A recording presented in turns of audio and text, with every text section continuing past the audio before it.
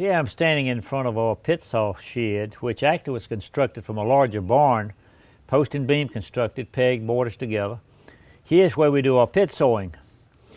Pit sawing per se, there were basically two types of pit saws. This is a standard pit saw, which most people are familiar with. There's another type, which is seen in the museum upstairs, called a frame pit saw. Both serve the same purpose, basically. Pit sawing was the earliest form of sawing lumber.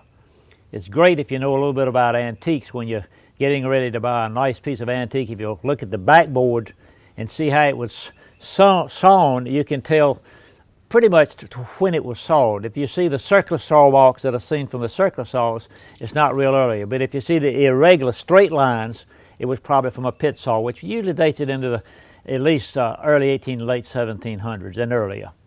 Here we will demonstrate pit sawing. The guy in the bottom, and this is where the term comes, I'm in the pits. The guy at the bottom of the pit saw is catching all the sawdust, so he's in the pits. The sawyer is the guy that's pulling the saw in, and it's a technique in its own to do it.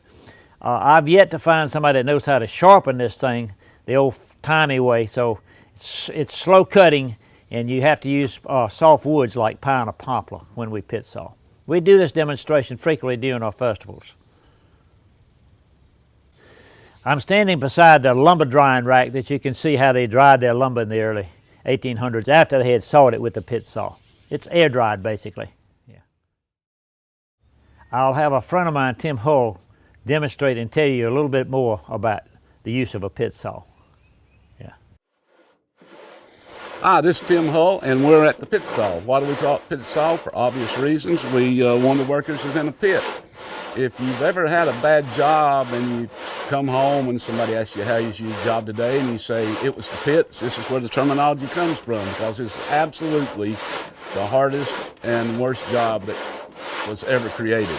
First, we'll talk about the saw. It's a one-directional saw. The person in the bottom, called the pitman, he pulls the saw on the downstroke, and that's what actually cuts the board. The person on top, he has a chalk line. He pulls the saw back up, and he follows the chalk line to guide to get a good, straight, smooth board.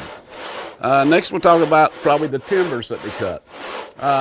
Usually, they cut around a 15-inch log so you can get the heart center out of the board. What's the heart center? You say, well, this is not round. No, it's not round. It's square, because they cut the sapwood off the side of the board to get to the heart center. The sapwood is the life veins of a tree. It carries the nutrients and the sap from the ground up to the leaves. The inside of the log would be the bone, and it's stabilized. So that's what they wanted, was the heart center for longevity, and because the wood is stabilized and wouldn't have any warp and cup after they dried it. After they cut a board, the sap in a green tree could be up to 100%. So outside moisture content is 20%. So that after they cut the board, they'd put it in the rack over at the side and air dry it from 3 to 6 months to let the wood stabilize. Usually cutting the 12-foot board, cut it about 6 inches over lip, because you'll have a 3-inch split on either end of the board, so you get a 12-foot square. Why they cut 12-foot boards? Because most of the cabins back then was 24 square. Okay, we're talking about shrinkage in boards that they cut. A green or a sappy board over the 3 to 6 month drying time will actually shrink 7%. So when they cut a 12-inch wide board, you actually cut it 12 1/4, so when it shrinks in width, it'll shrink down to 12 inches. You talk about work, they cut 200, they had a 12-hour work day, and they cut around 200 board feet a day using this method. To determine a board foot, it's width in inches times length in feet divided by 12. So if you had a 10-inch wide board, 12 foot long, that's 120 divided by 12, that's 10 board feet. So that actually cut 20 boards a day, 10 inches wide, using this method, which be a board probably about every 40 minutes.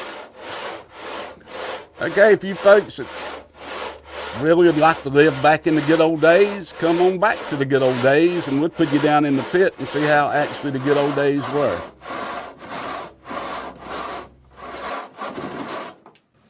This really is the pits. I'm standing behind the pit saw, and behind me a collection of grinding stones I've collected over the last 40 years. There's no more room for any big ones. I still have room for maybe a couple real small ones. So if you happen to know any of them are, please let me know.